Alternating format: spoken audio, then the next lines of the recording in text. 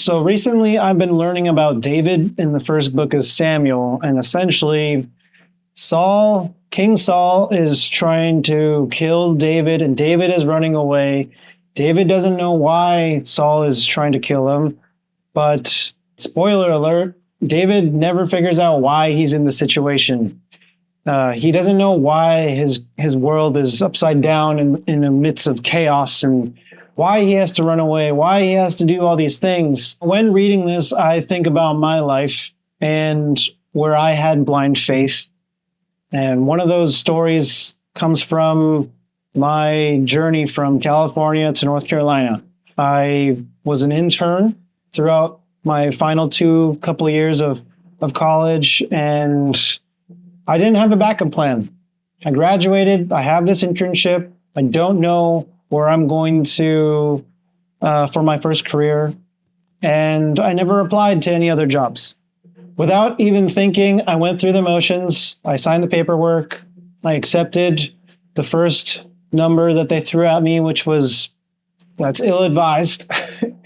But I eventually did the move.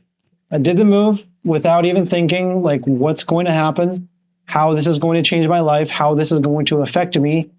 And without even thinking that, there might be a plan B for me in California. I see David in myself through that story, because just thinking about my first couple of years living in North Carolina, I was in a world of hurt. I was in a world of growth. I was in a world of sadness, depression, all by myself. No roots, no nothing in North Carolina, just me, just trying to figure it out. Single, solo me.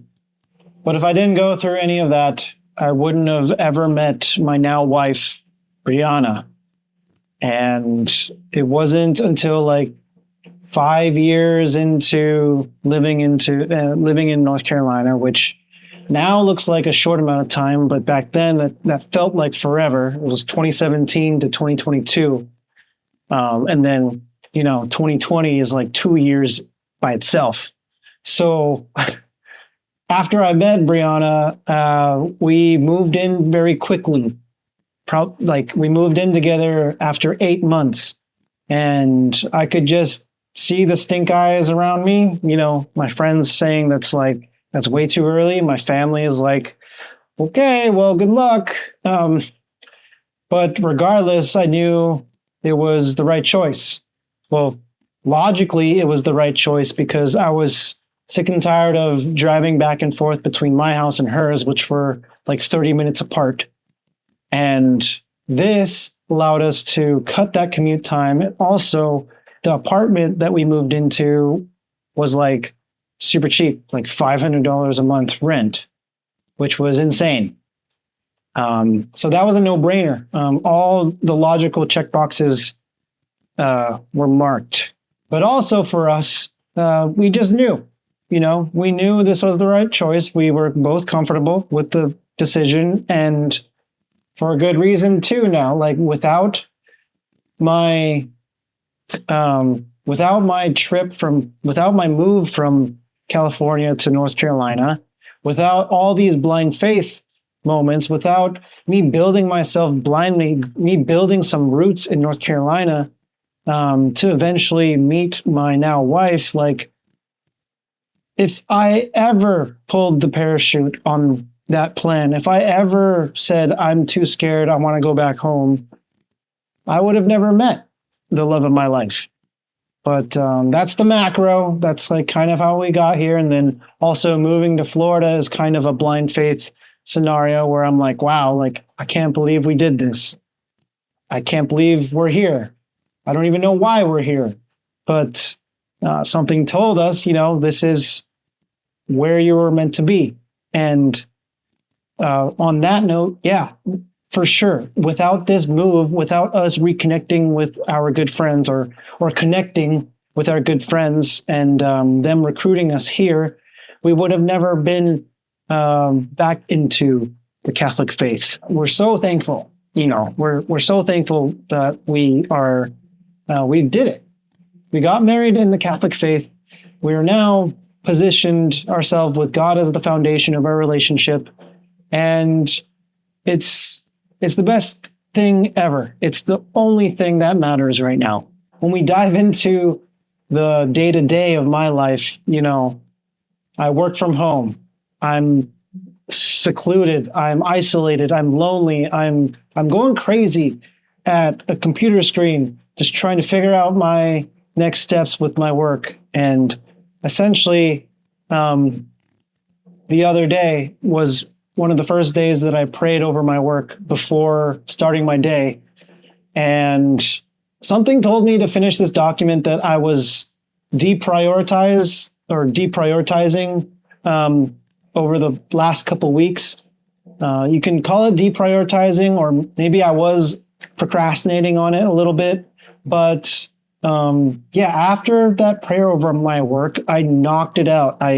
I found solutions to complete it in record time that I never thought of in the last couple of weeks. It just kind of clicked to me. And after I was done, or close to when I was finished, there was a fire that broke out at work. Quality needed this document ASAP, and essentially I was already prepared. I was prepared to send it out. And if not, I would have, kicked the can again, told them, hey, it might be 1 to 2 days until I figure this out like I, normally do. But, I finished the day super energized, which, some days I just don't. Some days I finish the day, I didn't really complete much, and I put myself down, and I kind of am too hard on myself. And by the grace of God, He can remove that from you. And if it just means just praying, a short 5-10 second prayer before you start your day, so be it. But a big macro thing that we always try to talk about on this channel, because it has been one of the most epic stories that we have written, that God has written for us, was the big leap of faith of moving our wedding from North Carolina to Florida, losing 20 grand in the process, having to go through all the stress of canceling, a whole bunch of vendors up there, redoing everything from scratch, and now eating the cost twofold of essentially planning 2 weddings in a matter of a couple of years. And to be honest, as stressful as that sounds, it was a very peaceful time in our lives. We were more stressed even before all of that happened, because we were pretty secular before moving to Florida. And when we got back to Florida, when we got back into the Catholic faith and went and practiced and went to Mass a couple times, and we got my wife confirmed, everything after that was a piece of cake. Everything after that was super peaceful, and I wouldn't trade it for the world. The key thing is being super flexible with our time, with our plans, with whatever we have in front of us. And being honest again. I don't know if I should say this, but we're going through a big move right now, and we're at the end of near the end of the process, and we don't know if it's going to go down like we're planning it. We're putting all of our faith in God with this plan. We brought this plan to fruition as much as we could, but I don't know.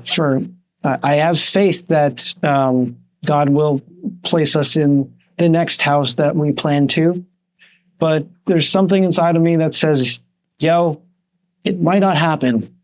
And if that comes true too, I know my prayers have been answered, because I've been praying even throughout this process. Even though I see the light at the end of the tunnel, I know that God has all the power in the world to take it away from us, to take it away from me, and to just derail this whole shebang, or whatever I want to call it. But the difference with it now is, I'm full open arms. I'm like, yo, we put so much effort into this right now. And if it is your will, you will make it so. If it is not, we know that you're going to throw us into a different scenario that's way better than what we have planned here. And yeah, I think it's a beautiful journey so far. I just feel sad for some reason because I suppose you feel sad when some things are out of your control, or when you have really no options but to just wait. And essentially, that's, I think, still a beautiful thing. I feel like this is the right path. I feel like this is the right thing that we should be doing, just allowing God to do whatever he has to do to make this happen, because we can easily make it happen for ourselves. We can easily, shove instead of push, or, when push comes to shove, like, we can do the pushing. But essentially, what we're trying to do is allow God to do that for us now. So it's just like David, not gripping onto, not holding so tightly onto his own plans, and allowing God to be in his life, allowing him to show the compassion that the compassion that God taught David to show Saul back when David doesn't know why he should be, when Saul's trying to kill him.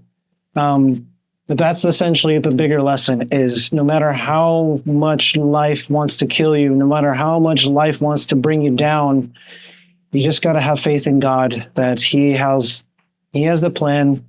He has the better plan in some instances, and you just got to let go.